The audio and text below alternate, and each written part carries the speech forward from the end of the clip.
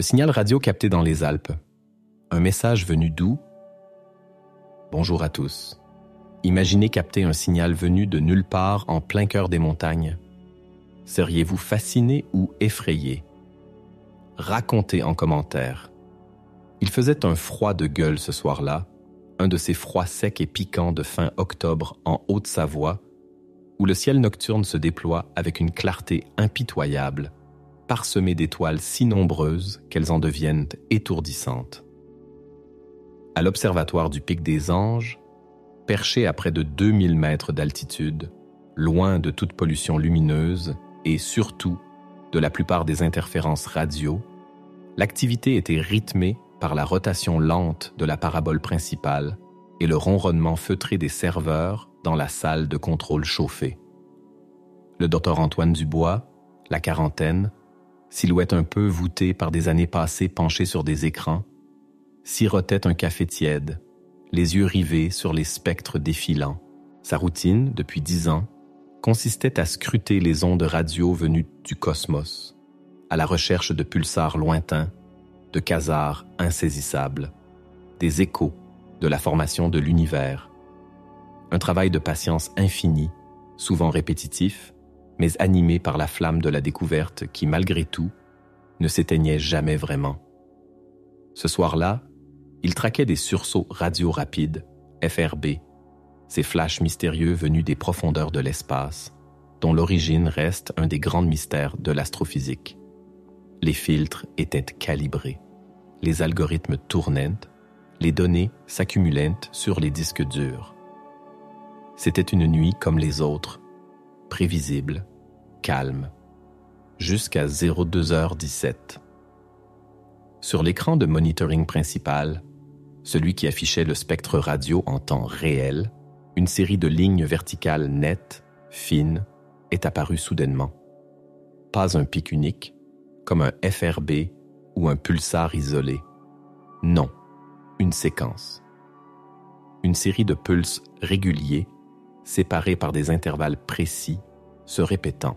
C'était dans une bande de fréquences inattendue pour les cibles qu'Antoine recherchait habituellement, légèrement en dehors du domaine d'intérêt direct de son programme en cours. Il a d'abord cru à une interférence, un satellite de passage, un avion, un équipement défectueux dans l'observatoire. Sa main a instinctivement attrapé la souris pour activer le filtre anti-interférence terrestre. Les lignes ont persisté. Il a vérifié les journaux de bord des satellites connus passant au-dessus de la zone. Rien. Il a regardé les systèmes internes. Tout était nominal. Le signal continuait. Tac, tac, tac, tac. Une répétition, puis une pause, puis une autre série légèrement différente, mais clairement liée. Ce n'était pas aléatoire. Ça ressemblait à quelque chose. Il a mis le casque. Le son était un sifflement électronique clair, modulé par les pulses. Pas le bruit blanc habituel du cosmos ou le grésillement des parasites. C'était structuré. Une légère montée d'adrénaline a parcouru sa colonne vertébrale. Il s'est penché plus près de l'écran, ajustant les paramètres d'affichage pour mieux isoler la signature spectrale. La séquence se répétait avec une régularité quasi parfaite, mais les sous-séquences variaient légèrement à chaque cycle. C'était complexe, mais ordonné. Sa première pensée, fugace, a été « ça y est, est-ce ?» Il a immédiatement repoussé cette idée. Des milliards de phénomènes naturels existent, des millions d'artefacts technologiques terrestres peuvent générer des signaux étranges. Il fallait d'abord tout vérifier. Tout. Il a appelé Léa Martin, sa jeune et brillante assistante, qui dormait dans la petite chambre adjacente. « Léa, réveille-toi. Tout de suite. Il y a quelque chose de bizarre. » 5 minutes plus tard, Léa, l'air encore ensommeillé mais les yeux déjà alertes, était à ses côtés. Elle a regardé l'écran, écouté le signal au casque. Son expression est passée de la confusion à une concentration intense. C'est quoi ça, Antoine? C'est pas un FRB. C'est pas un pulsar. On dirait une signature. Une vraie signature. Ils ont passé le reste de la nuit à enregistrer le signal, à analyser sa structure de base, à vérifier chaque système de l'observatoire, chaque source d'interférence potentielle. Le signal était stable, puissant, et sa source, selon les premières estimations directionnelles de la parabole, semblait provenir d'une région spécifique, pas de l'espace lointain, mais de quelque part en dessous de l'horizon astronomique standard, quelque part dans les Alpes elles-mêmes. La nuit a basculé de la routine à l'extraordinaire. Le froid dehors était oublié. À l'intérieur, une chaleur fébrile montait. Ils avaient capté quelque chose qui n'aurait pas dû être là. Ils ont travaillé sans relâche toute la journée suivante, isolant le signal, le filtrant de toutes les sources de bruit connues, le comparant à d'énormes bases de données de signatures radio, à la fois célestes et terrestres. Rien. Le signal ne correspondait à rien de répertorié. Sa structure, bien que manifestement organisée, ne ressemblait à aucune forme de communication humaine connue, ni radio, ni militaire, ni civile, ni même les signatures expérimentales. Il était dans une bande de fréquences utilisée, mais la modulation et la séquence des pulses étaient totalement étrangères. C'était comme écouter une langue inconnue, sans dictionnaire. Antoine et Léa alternaient entre l'excitation pure et un scepticisme prudent, presque effrayé. Chaque test, chaque vérification semblait confirmer l'anomalie. Le signal était réel, persistant et d'origine inconnue. Les premières estimations de la direction, bien que grossières, avec une seule parabole conçue pour le ciel, pointaient de manière constante vers un secteur bien défini des montagnes, à quelques dizaines de kilomètres au sud-est de l'observatoire. Pas l'espace, les Alpes. L'idée était absurde. Une source radio non identifiée, puissante et structurée, émanant des entrailles de la montagne? Antoine a contacté le professeur Bertrand, le directeur de l'observatoire, un homme respectable, prudent, plus versé dans l'administration et la recherche de financement que dans les découvertes révolutionnaires. Il a présenté les données avec autant d'objectivité scientifique que possible, s'efforçant de masquer l'excitation sous-jacente. Bertrand a écouté, impassible, feuilletant les graphiques et les tableaux de données. Ses questions étaient précises, orientées vers la possibilité d'une erreur de mesure, d'une interférence complexe, d'une panne d'équipement non détectée. Êtes-vous absolument certain, Antoine, que ce n'est pas un nouveau type de brouillage militaire? Un test secret? Vous savez que ces montagnes sont criblées d'anciennes installations. Antoine a expliqué les vérifications effectuées, les comparaisons avec les signatures connues. Non, professeur, la signature est unique et la direction, elle pointe vers le massif, pas vers une antenne identifiable en contrebas, mais vers les pentes, la roche. Bertrand est resté silencieux un long moment. Le front plissé, il semblait peser les implications. Publier une telle découverte sans preuves irréfutables pourrait discréditer l'observatoire. Ignorer un signal potentiellement important était impensable. Finalement, il a levé les yeux. Très bien. Voici ce que nous allons faire. Vous allez passer les prochaines 72 heures à analyser chaque aspect de ce signal. Utilisez tous les outils à votre disposition. Corrélez les données avec d'autres observatoires si possible. Bien qu'un signal local soit peu susceptible d'être capté ailleurs, avec la même intensité. Et vous allez affiner cette localisation. Si après cela vous êtes toujours convaincu, si les données tiennent, alors nous envisagerons une étape suivante. Mais pour l'instant, discrétion absolue. Cela pourrait n'être rien. Les 72 heures qui ont suivi ont été une course contre la montre.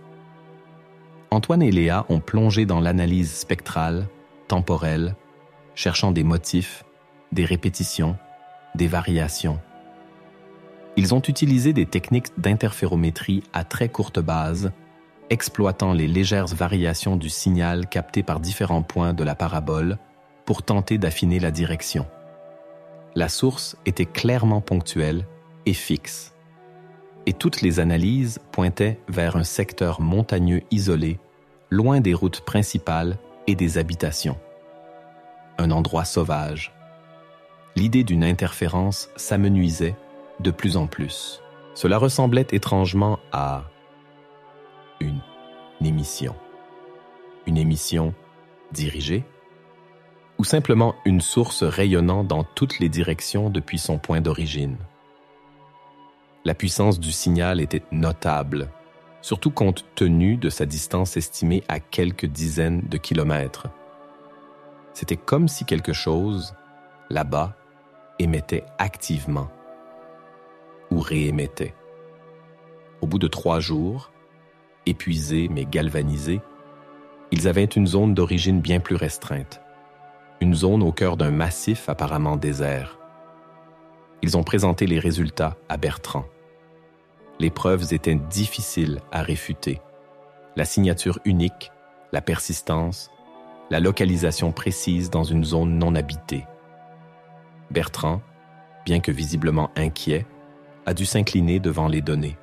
« Bon sang !» a-t-il murmuré. « Dans les Alpes. Qu'est-ce que ça peut bien être ?» L'étape suivante était évidente, bien que logistiquement complexe et potentiellement risquée. Il fallait aller voir sur place, confirmer la source, si elle existait, avec des équipements portables. Préparer une expédition scientifique de terrain en montagne à la fin de l'automne, dans une zone reculée, n'est pas une mince affaire, surtout quand l'objectif est de traquer un signal radio mystérieux émanant potentiellement de la roche elle-même. Bertrand a accordé un budget minimal, insistant sur la nécessité de la discrétion. Pas de publicité, pas de fuite. Si c'est une fausse alarme, l'observatoire en sortira indemne. Si c'est autre chose, nous aurons le temps de décider quoi faire. Antoine et Léa se sont donc improvisés alpinistes et logisticiens. Ils ont rassemblé le matériel nécessaire. Des antennes directives portables, des récepteurs basses, fréquences très sensibles, des enregistreurs de données autonomes, des batteries, des panneaux solaires de secours, du matériel de camping d'hiver, des cartes topographiques détaillées, des GPS haute précision. Léa, plus jeune et plus familière avec les technologies modernes, a déniché des drones équipés de capteurs radio-miniatures, capables de cartographier l'intensité du signal à basse altitude.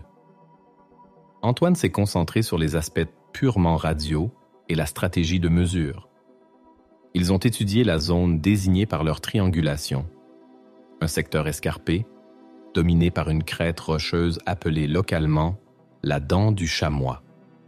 Peu de sentiers balisés, pas de refuge gardé à proximité, quelques rares cabanes de bergers abandonnées. Un endroit où les randonneurs s'aventurent peu à cette période de l'année. Ils sont partis un matin froid, le fourgon de l'observatoire chargé de leur équipement.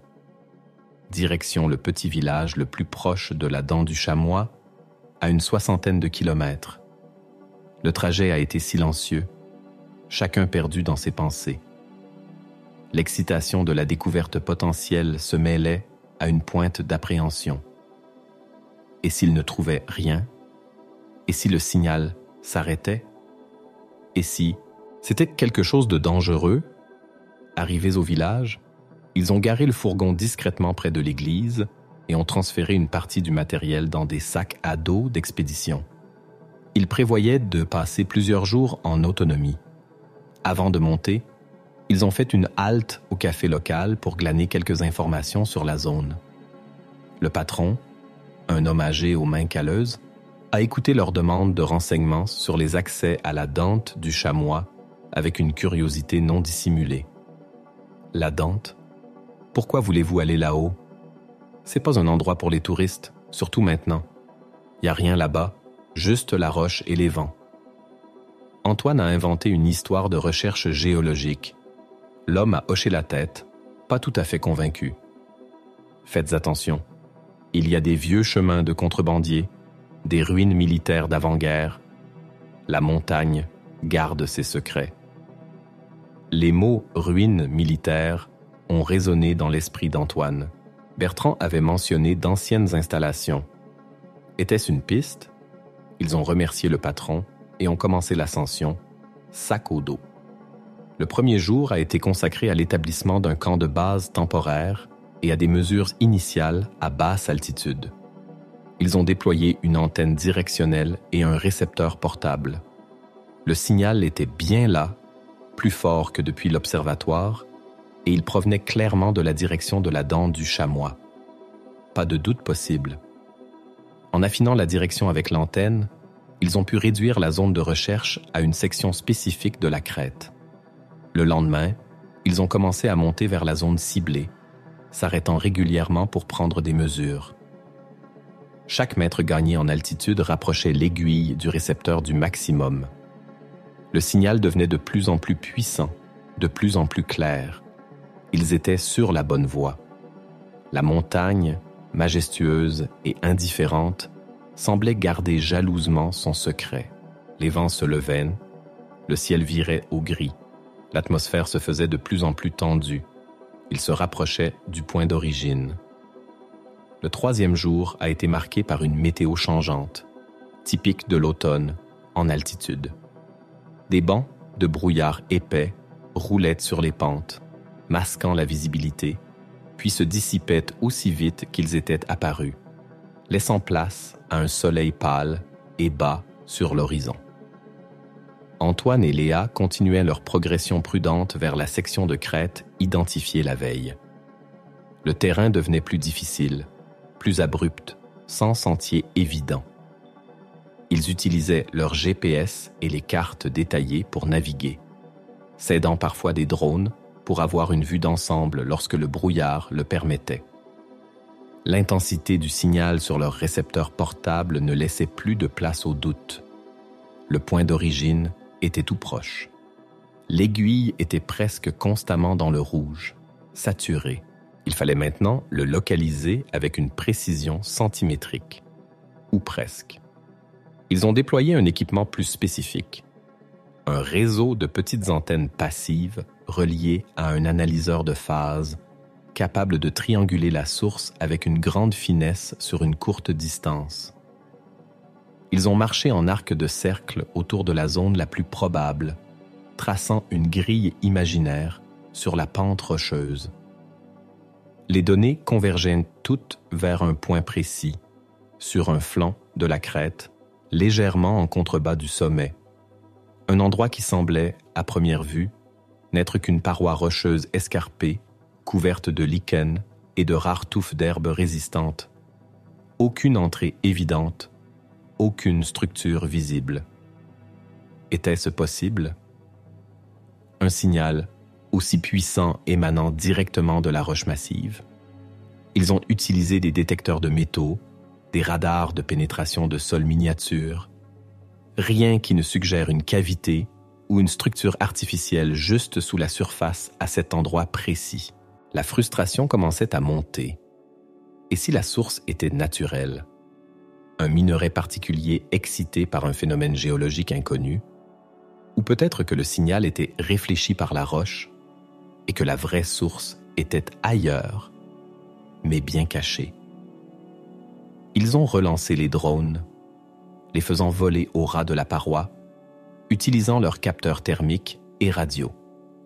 Les images thermiques ne montraient aucune anomalie de chaleur significative à l'endroit pointé. Mais les capteurs radio confirmaient l'évidence.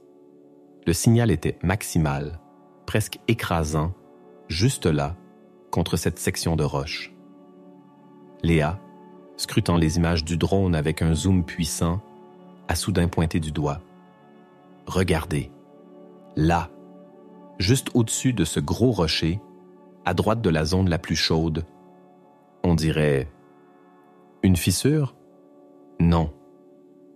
C'est trop régulier. » Sur l'image, légèrement masquée par la végétation et la texture de la roche, il y avait une fine ligne sombre, horizontale, d'environ 2 mètres de long.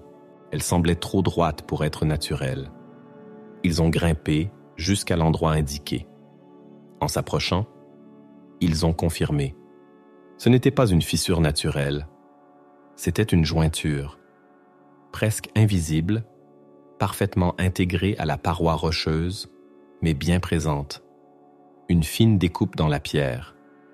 Une porte dissimulée dans la montagne, sans poignée, sans signe extérieur distinctif. L'adrénaline a de nouveau envahi Antoine. Ils étaient là, juste au point d'émission du signal. La porte devait mener à la source. Mais comment l'ouvrir?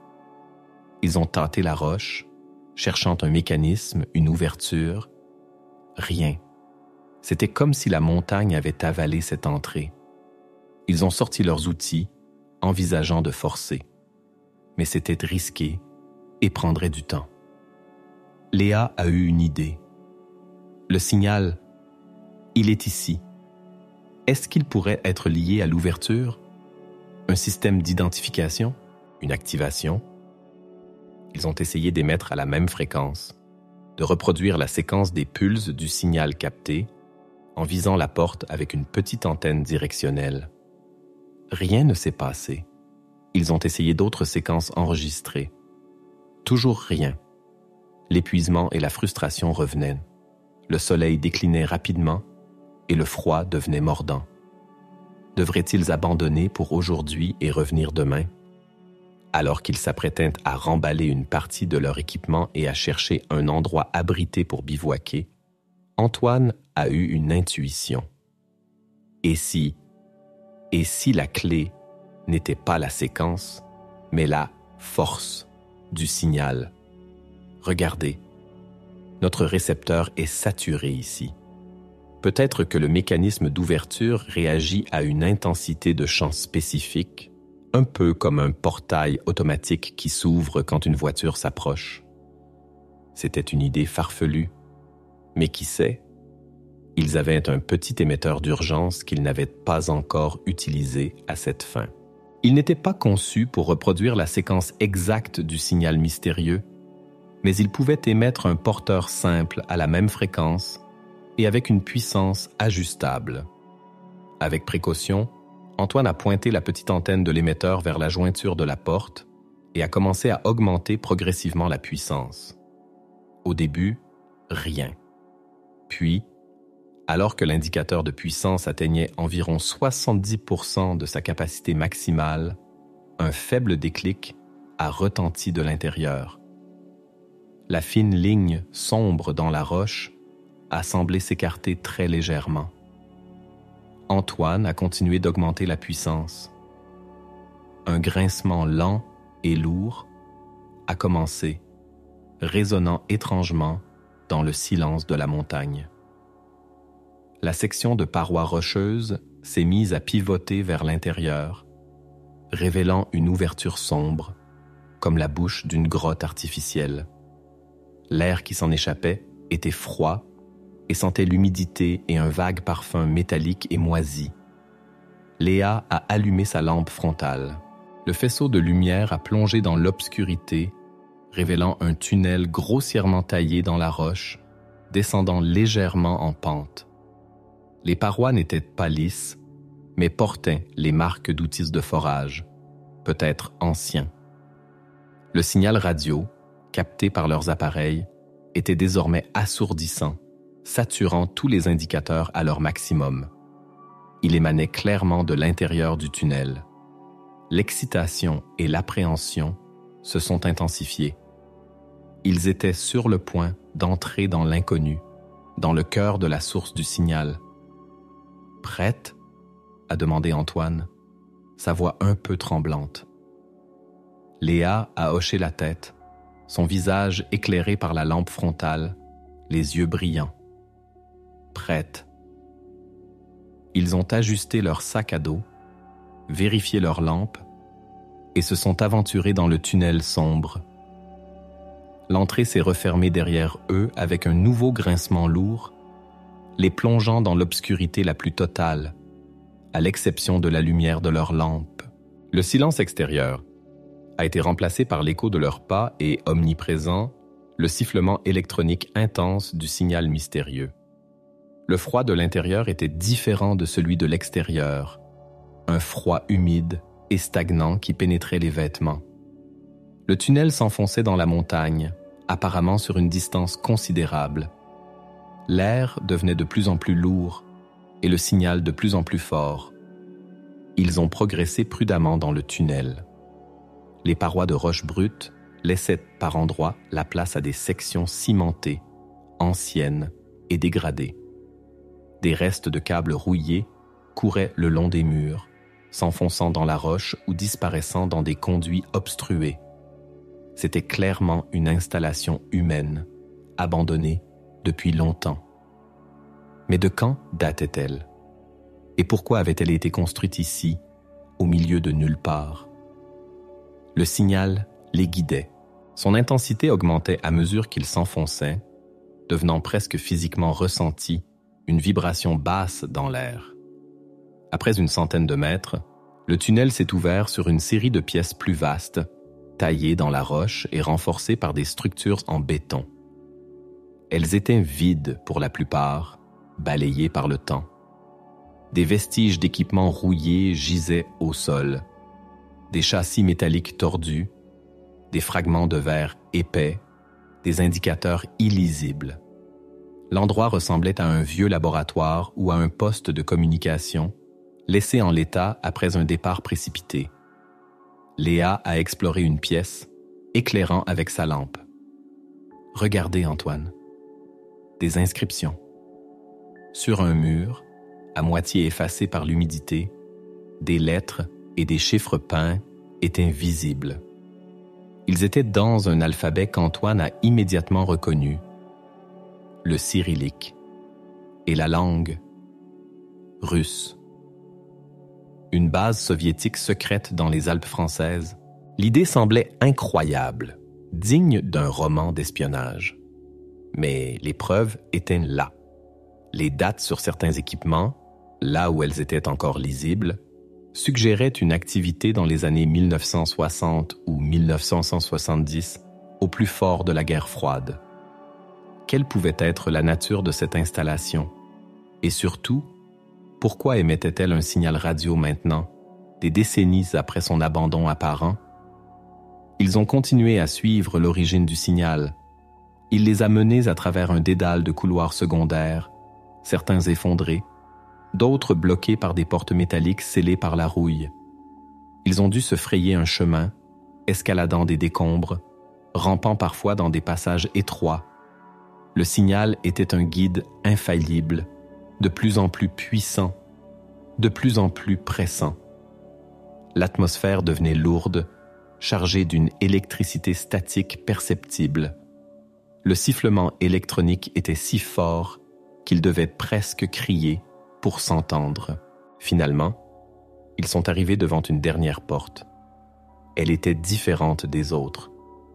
Massif, en acier épais, mais sans serrure visible. Le signal maximal venait d'au-delà. C'était la chambre de la source. Comment l'ouvrir? Ils ont cherché un panneau de contrôle, un levier. Rien. La porte était lisse et muette. Léa a posé la main dessus. Elle est froide. Non, attendez. Il y a une légère vibration. Antoine a posé son oreille. Il entendait un bourdonnement très faible, un peu comme celui d'un transformateur électrique lointain venant de l'intérieur. L'installation n'était pas complètement morte. Il restait de l'énergie quelque part. Se souvenant de la façon dont ils avaient ouvert la porte extérieure, ils ont ressorti le petit émetteur radio. Cette fois, ils ont essayé de reproduire la séquence précise du signal mystérieux qu'ils avaient enregistré à l'observatoire en émettant directement sur la porte blindée. Léa a appuyé sur le bouton. 1 seconde de silence, puis un clac puissant à l'intérieur.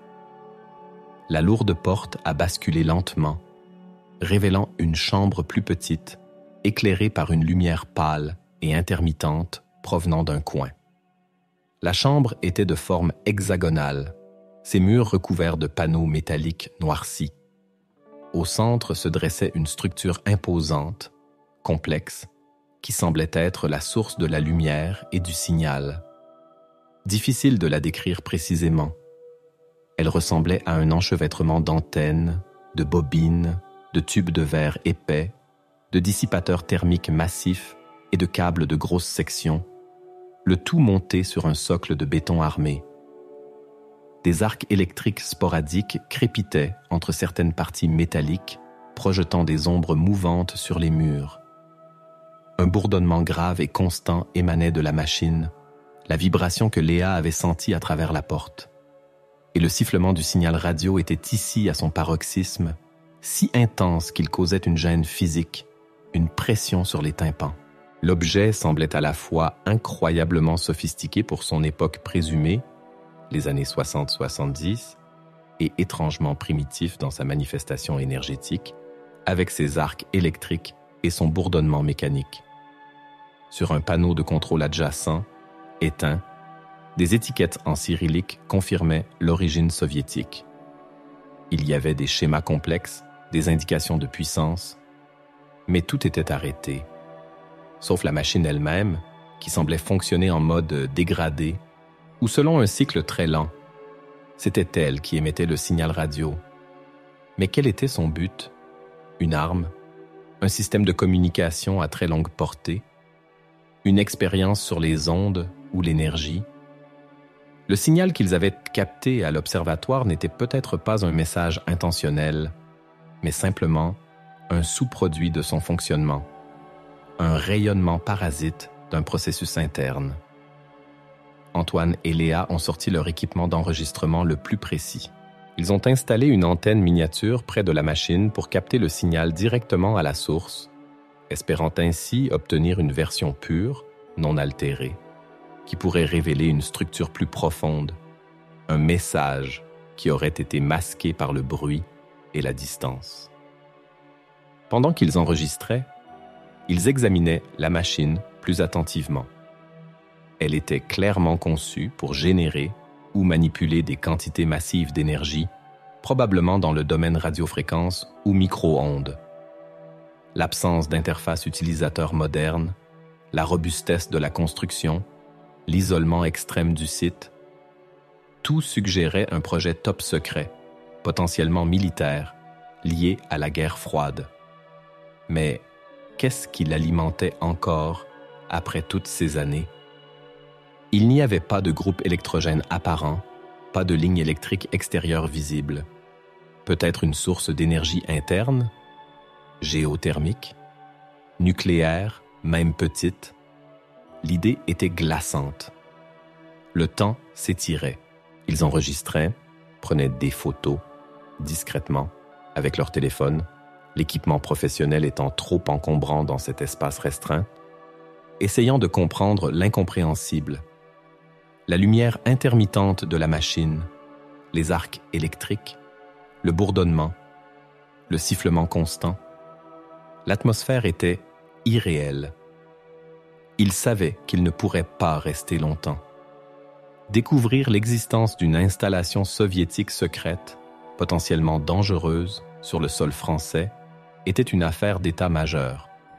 Ils devaient rapporter les preuves et alerter les autorités. Mais lesquelles?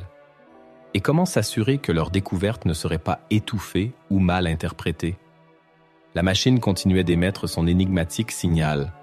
Était-elle en train de communiquer? Avec qui? Ou faisait-elle simplement ce pourquoi elle avait été construite? un reliquat oublié d'une époque de tension extrême, réactivé par on ne sait quel processus. Le mystère du signal radio avait trouvé une source, mais la nature de cette source n'en posait que de nouvelles, plus complexes et potentiellement dangereuses, questions. En sortant de la chambre hexagonale, le silence relatif du tunnel leur apparut presque étourdissant, même si le signal restait fort. Ils ont refermé la lourde porte derrière eux, l'émetteur radio servant à nouveau de clé. Le retour vers la sortie a été plus rapide, teinté par l'urgence de la situation. Ils avaient les enregistrements, les photos, la confirmation visuelle de l'origine du signal, une installation souterraine secrète d'origine soviétique, abritant une machine énigmatique toujours active. C'était une découverte potentiellement énorme, aux implications géopolitiques et scientifiques considérables. Ils ont retrouvé la sortie dissimulée sur la paroi rocheuse et l'ont refermée, laissant la montagne retrouver son apparence impassible. Dehors, la nuit était tombée, le froid plus intense encore. Le signal, perçu maintenant de l'extérieur, semblait moins agressif, se fondant dans le murmure du vent. Ils ont rejoint leur campement provisoire dans la pénombre. Impossible de dormir. Ils ont passé la nuit à consulter leurs notes, à écouter les enregistrements du signal capté directement à la source. La structure était effectivement plus claire, plus complexe que ce qu'ils avaient perçu à distance. Il y avait des sous-motifs, des variations subtiles qui n'étaient pas évidentes auparavant. Cela renforçait l'idée d'une émission intentionnelle, même si son langage restait indéchiffrable. Au petit matin, épuisés mais déterminés, ils ont pris la décision de contacter Bertrand. L'information était trop importante, trop sensible pour être gardée plus longtemps. Ils ont utilisé leur téléphone satellite de secours pour appeler le numéro d'urgence de l'observatoire. La communication était hachée, mais ils ont réussi à transmettre l'essentiel. Nous avons trouvé la source. Installation souterraine. Ancienne. D'origine étrangère. Bertrand a été stupéfait, puis visiblement alarmé. Ses premières réactions ont été d'une prudence extrême. Ne touchez à rien. Ne parlez à personne. Restez où vous êtes, si possible en sécurité. J'appelle qui il faut. Qui il faut s'est avéré être une branche spéciale des autorités, probablement liée à la sécurité intérieure ou à la défense. Quelques heures plus tard, alors qu'Antoine et Léa attendaient près de leur campement, scrutant le ciel et les pentes, un hélicoptère militaire s'est posé à quelques centaines de mètres de là. Des hommes en uniforme, discrets mais visiblement armés, en sont sortis, accompagnés d'un civil en costume sombre qui s'est présenté comme Monsieur Lefebvre. Leur attitude était courtoise, mais ferme. Ils ont écouté le récit d'Antoine et Léa sans poser beaucoup de questions, examinant leurs preuves avec un œil expert. Les enregistrements du signal ont particulièrement retenu leur attention. L'équipe militaire s'est ensuite dirigée vers la zone de la porte dissimulée, guidée par les chercheurs. En quelques minutes, ils ont localisé l'entrée et, utilisant visiblement des équipements plus sophistiqués que l'émetteur d'Antoine, ont rouvert la porte de manière plus fluide. Une partie de l'équipe est entrée, l'autre est restée pour sécuriser le périmètre. Antoine et Léa ont été invités à rester à l'écart, leur rôle étant terminé. Pendant les jours qui ont suivi, la zone a été placée sous strict contrôle militaire. D'autres hélicoptères sont arrivés, transportant visiblement du matériel lourd et d'autres spécialistes. Antoine et Léa ont été ramenés à l'observatoire, où ils ont subi de longs entretiens, d'abord par M. Lefebvre, puis par d'autres personnes. On leur a fait signer des accords de confidentialité très stricts, leur interdisant de parler de leur découverte à quiconque, sous peine de graves conséquences. L'existence de l'installation, de la machine et du signal est devenue un secret d'État. L'Observatoire du Pic des Anges a reçu des consignes discrètes pour ne plus orienter ses recherches dans cette direction, bien que le signal, lui, continue d'émettre depuis les profondeurs de la montagne, capté à faible intensité par la grande parabole comme un rappel constant de ce qu'ils ont trouvé. Sa nature exacte, son but premier, son message éventuel restent inconnus du grand public. Les autorités ont pris le contrôle de l'installation, mais qu'en ont-elles fait? Ont-elles réussi à identifier la machine, à la comprendre, à la désactiver?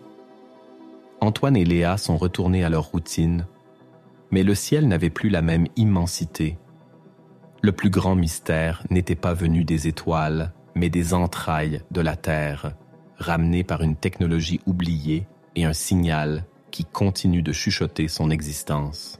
Quelques semaines après leur débriefing intensif, la vie à l'Observatoire du Pic des Anges a tenté de reprendre son cours normal, une façade de routine scientifique recouvrant mal la réalité bouleversante de leur découverte.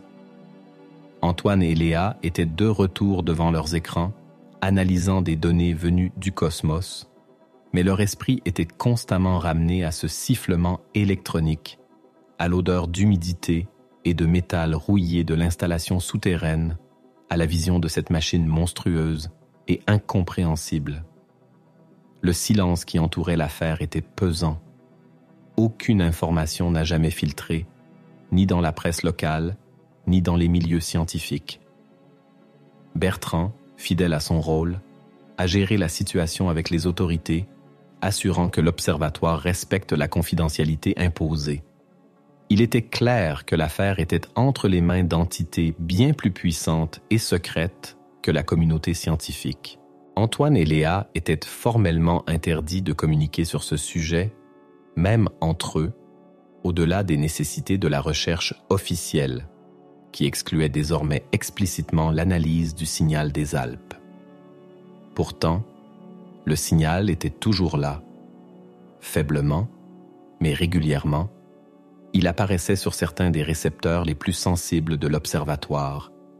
Sa signature était inchangée, sa structure répétitive et énigmatique. C'était comme si la machine là-bas, dans l'obscurité de la montagne, continuait inlassablement sa tâche inconnue. L'incapacité de l'analyser ouvertement était une torture pour Antoine, pour qui la compréhension était la quête ultime. Il passait des nuits blanches, relisant ses notes clandestines, réécoutant en secret les enregistrements bruts du signal à la source. Il cherchait désespérément une clé de décryptage, une logique dans la séquence de pulses, une indication de son but ou de son origine véritable. Léa, de son côté, essayait de trouver des informations sur l'histoire de la région, des récits sur d'anciennes activités militaires ou des disparitions étranges. Y avait-il eu d'autres témoignages non expliqués de phénomènes électromagnétiques dans la zone? Des légendes locales? Les montagnes gardaient bien leurs secrets. La présence des autorités autour de la dent du chamois était discrète mais persistante. De temps en temps, Antoine ou Léa apercevaient des hélicoptères survolant la zone ou entendaient parler de manœuvres militaires inexpliquées dans le massif. L'installation n'était pas oubliée, elle était étudiée, contenue ou peut-être même exploitée par le gouvernement. Qu'avait-il trouvé à l'intérieur? Avait-il identifié la machine? Compris son mode d'alimentation, sa fonction? Les arcs électriques indiquaient une énergie immense en jeu. Quelle était sa nature? Toutes ces questions restaient sans réponse pour Antoine et Léa, prisonniers de leur propre découverte. La vie avait repris un semblant de normalité, mais ils savaient que quelque chose d'extraordinaire et potentiellement inquiétant dormait sous la roche, émettant son signal silencieux vers un destin inconnu. Leur regard sur les montagnes avait changé. Elles n'étaient plus seulement des masses géologiques majestueuses, mais aussi le contenant d'un secret profond, un vestige d'une époque passée qui continuait d'influencer le présent par son émission persistante. Le signal des Alpes n'était plus seulement un mystère scientifique. C'était devenu une énigme politique, historique et peut-être quelque chose de plus.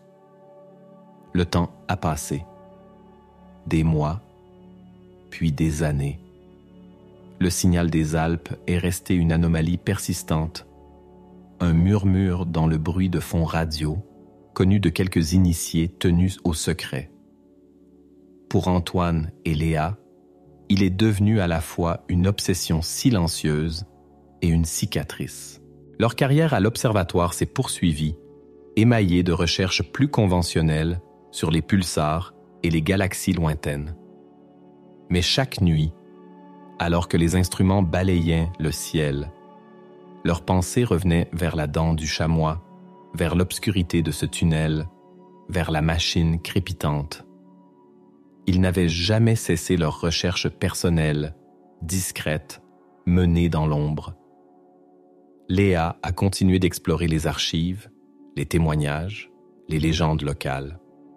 Elle a trouvé des mentions vagues, des rumeurs d'une activité inhabituelle dans le massif dans les années 60, des récits de lumières étranges, de bruits souterrains, rapidement étouffés ou attribués à des manœuvres militaires classiques.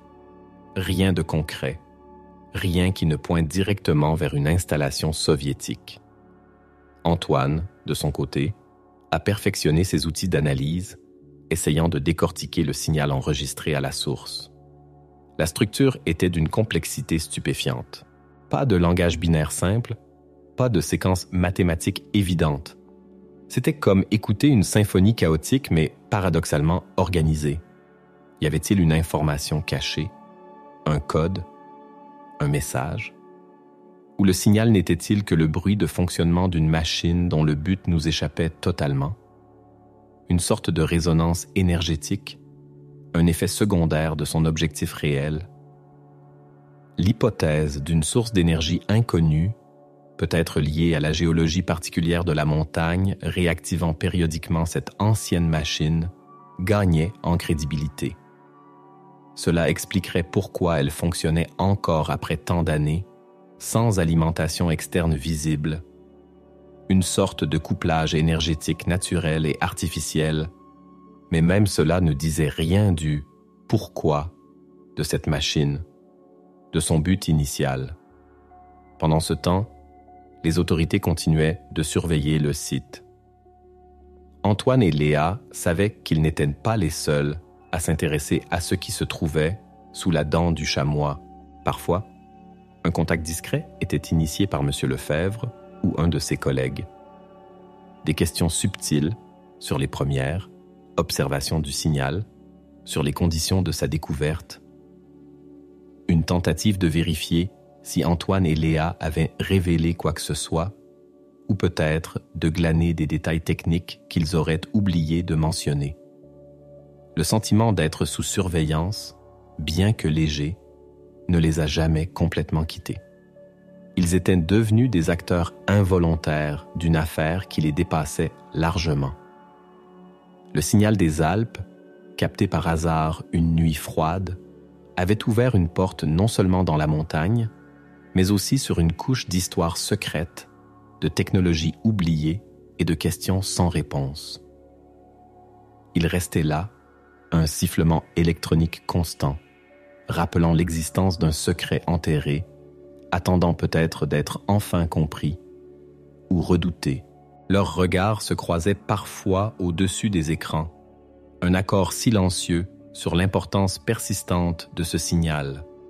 Le cosmos était vaste et plein de mystères, mais le plus intrigant d'entre eux se trouvait juste derrière les montagnes. Le signal n'a jamais cessé. Il a maintenu sa régularité, sa séquence énigmatique, comme une horloge cosmique, ou plutôt terrestre, réglée sur un cycle immuable. Antoine et Léa ont continué leurs recherches parallèles, alimentées par une curiosité insatiable et un sentiment d'inachevé. L'accord de confidentialité pesait, mais l'appel de la compréhension était plus fort. Ils ont développé des méthodes d'analyse plus sophistiquées, utilisant des techniques inspirées de la cryptographie et de la linguistique computationnelle pour tenter de trouver un sens dans la structure complexe du signal. Léa, avec ses compétences en informatique, a créé des algorithmes pour visualiser le signal non pas comme un simple graphique de fréquence, mais comme une séquence complexe d'événements, cherchant des répétitions non évidentes, des motifs imbriqués. Antoine, fort de son expérience en radioastronomie, a continué de s'interroger sur la nature physique de l'émission. Quelle machine pouvait générer une telle puissance, avec une telle signature, de manière continue et autonome pendant des décennies? L'idée d'une source d'énergie conventionnelle, même nucléaire, semblait de moins en moins probable sur une si longue période sans maintenance. L'hypothèse d'un couplage avec une énergie naturelle, peut-être géothermique, ou même un phénomène géophysique inconnu propre à cette région alpine, devenait de plus en plus séduisante, bien que totalement spéculative. Si la machine était conçue pour exploiter ou interagir avec une telle énergie, son fonctionnement pourrait être stable et de très longue durée. Mais quel serait alors le boot d'une telle machine? Pourquoi l'installer ici? Et pourquoi ce signal? Est-ce une tentative de communication, un balisage, ou simplement le bruit d'un processus énergétique dont la forme, par pur hasard ou par conception délibérée, ressemble à un motif structuré? Les échanges avec les autorités étaient devenus rares, mais toujours possibles par le biais de Bertrand, ou parfois par des appels inattendus de M. Lefebvre, qui prenait des nouvelles sous couvert d'une vague sollicitation scientifique. Il était clair qu'une équipe, quelque part, travaillait sur l'installation, mais les résultats restaient classifiés.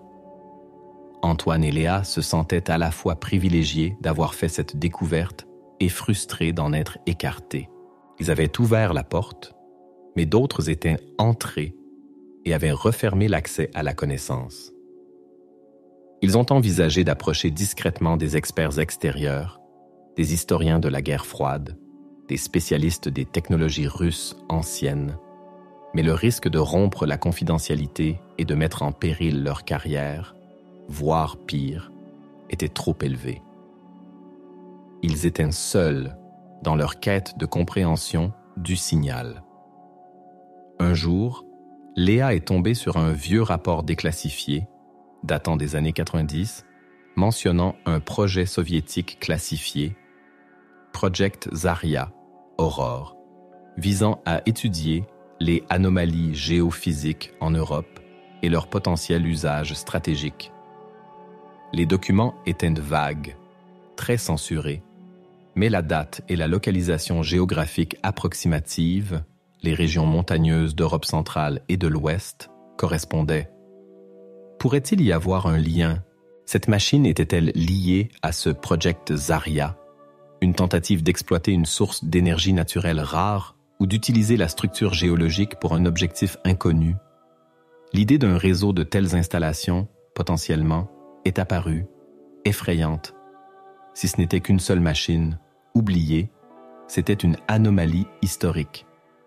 Si elle faisait partie d'un système, les implications devenaient mondiales. Le signal continuait, imperturbable. Un mystère enterré dans la roche, un écho d'une époque révolue dont le sens échappait toujours à ceux qui l'avaient découvert. La vie à l'observatoire a pris un rythme plus lent, plus contemplatif.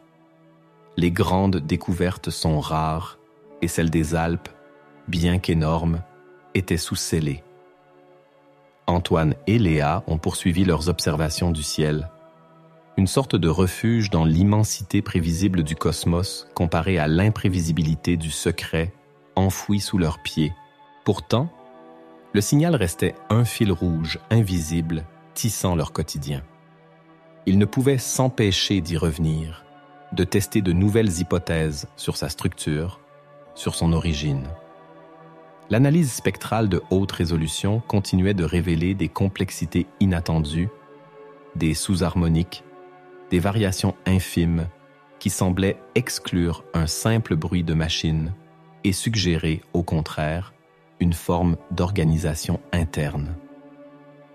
Léa, avec ses algorithmes, a fini par isoler des motifs qui se répétaient sur des cycles temporels très longs, des séquences qui ne devenaient évidentes qu'après des jours ou des semaines d'enregistrement continu. Cela ressemblait étrangement à une sorte de calendrier, une signature temporelle. Si c'était le cas, que marquait-elle? Le passage du temps, des événements astronomiques lointains ou quelque chose de totalement différent? Parallèlement, leur intérêt pour l'histoire locale et la géologie de la dent du chamois s'est accentué. Ils ont contacté, sous de faux prétextes, des géologues étudiant les massifs alpins, des spéléologues explorant les réseaux souterrains, cherchant des informations sur des particularités géologiques, des cavités profondes, des phénomènes rares. Ils ont appris l'existence de failles importantes sous la dente du chamois, de sources chaudes lointaines, de particularités magnétiques locales, suffisant pour alimenter l'hypothèse d'un couplage avec une énergie géophysique, mais sans preuve directe. L'idée d'un réseau d'installations similaires, lié au mystérieux Project Zarya, hantait leurs pensées. Et si le signal était une sorte de battement de cœur d'un système dormant, attendant d'être activé ou synchronisé? Mais activé par quoi? Pourquoi faire? Les autorités, de leur côté, donnaient peu de signes de vie. M. Lefebvre est apparu 1 ou 2 fois par an, toujours avec la même discrétion, s'enquérant de manière détournée de leur état d'esprit. Il était clair que le site de la dent du chamois était toujours sous haute surveillance, mais peut-être que l'équipe de spécialistes n'avait pas fait de progrès significatifs dans la compréhension de la machine. Ou peut-être qu'ils avaient compris et que le secret était encore plus total. Antoine et Léa ont appris à vivre avec l'incertitude et le poids du secret. Le signal était devenu une partie de leur vie, un rappel constant qu'il y avait des couches de réalité cachées sous la surface, que l'histoire officielle n'était pas la seule, et que même dans les montagnes les plus familières, des mystères profonds pouvaient sommeiller. Le signal des Alpes continuait son dialogue silencieux avec la roche et le ciel, un secret que la science avait découvert, mais que le monde n'était pas encore prêt à comprendre. Et Antoine et Léa, en haut de leur observatoire, continuaient d'écouter, attendant peut-être un changement dans le signal, une variation, qui pourrait enfin briser le silence et révéler son ultime secret. Mais jusqu'à présent, il n'y avait eu que la répétition inlassable de l'énigme. Le silence radio autour de la dent du chamois, en dehors du signal lui-même, était absolu. Aucune fuite, aucune rumeur crédible n'est jamais parvenue à Antoine et Léa concernant les travaux menés par les autorités sur le site. Cela confirmait l'importance majeure et la sensibilité extrême de la découverte. Antoine et Léa continuaient leur surveillance clandestine du signal depuis l'observatoire. C'était devenu une sorte de rituel. Chaque nuit, une partie de leurs instruments était discrètement dédiée à l'écoute de cette fréquence particulière. Le signal était d'une stabilité remarquable. Sa puissance, sa fréquence, sa structure de base ne variaient jamais. Seules les sous-séquences complexes qu'ils avaient identifiées, celles qui composaient les longs cycles temporels, semblaient changer, mais selon une logique qui leur échappait toujours. Léa, dans ses analyses, a commencé à explorer des corrélations possibles avec des phénomènes naturels, terrestres ou célestes. Y avait-il un lien entre les variations des sous-séquences et les phases lunaires, les éruptions solaires, l'activité sismique dans la région, les alignements planétaires? La plupart des pistes ne menaient nulle part, mais l'idée d'une connexion avec le monde extérieur, d'une réaction à des événements environnementaux ou astronomiques, persistait. Si la machine exploitait une énergie naturelle, peut-être était-elle aussi sensible à son environnement? Antoine, quant à lui, se concentrait sur la nature physique de l'émetteur. Il a créé des modèles théoriques de machines capables de générer de telles ondes avec une telle puissance en utilisant des technologies des années 60-70. Ces modèles suggéraient des dispositifs massifs, inefficaces sur le plan énergétique selon les normes actuelles, mais potentiellement très puissants si alimentés par une source adéquate. L'absence de ventilation ou de refroidissement apparent dans l'installation suggérait également une source d'énergie qui ne générait pas une chaleur excessive, renforçant l'idée d'une énergie non conventionnelle ou d'un mode de fonctionnement par impulsion rare et puissante, même si le signal capté était continu. Le mystère de l'alimentation électrique de la machine restait entier. Parfois, l'obsession prenait le dessus. Antoine consultait de vieilles cartes d'état-major, cherchant des indices sur des installations militaires ou des explorations minières oubliées dans la zone. Léa passait des heures sur les forums d'histoire, sous pseudonyme, à la recherche de la moindre mention de projets Zarya ou d'activités similaires. Mais le mur du secret était épais. Ils étaient conscients que leur persévérance était risquée.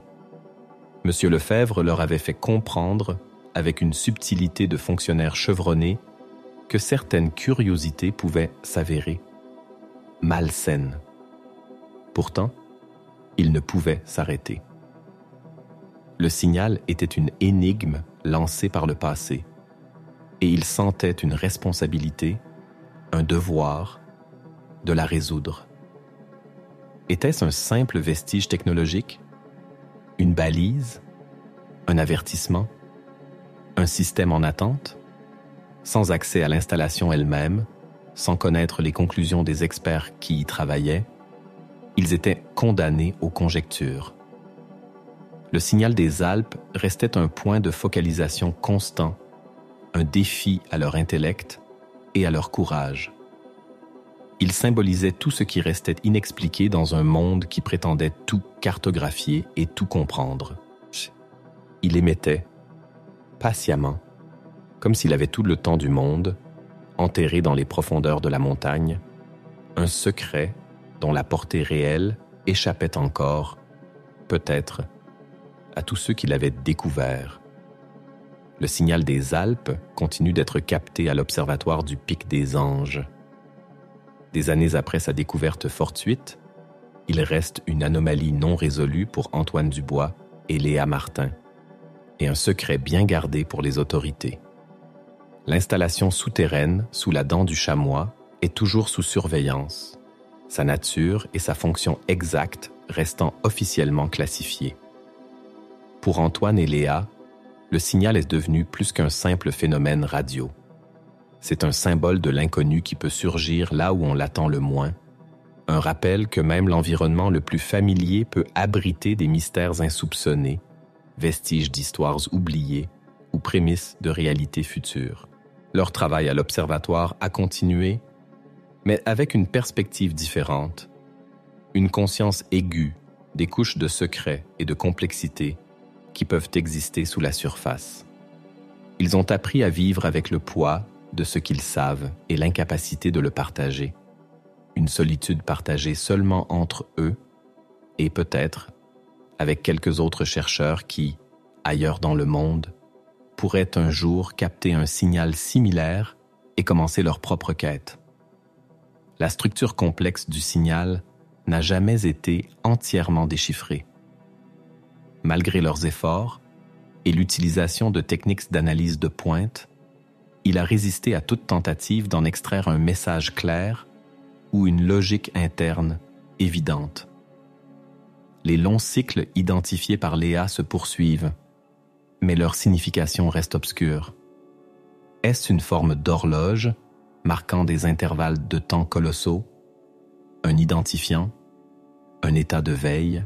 L'hypothèse de l'énergie géophysique alimentant la machine est toujours débattue, mais sans accès à l'installation, elle ne peut être confirmée.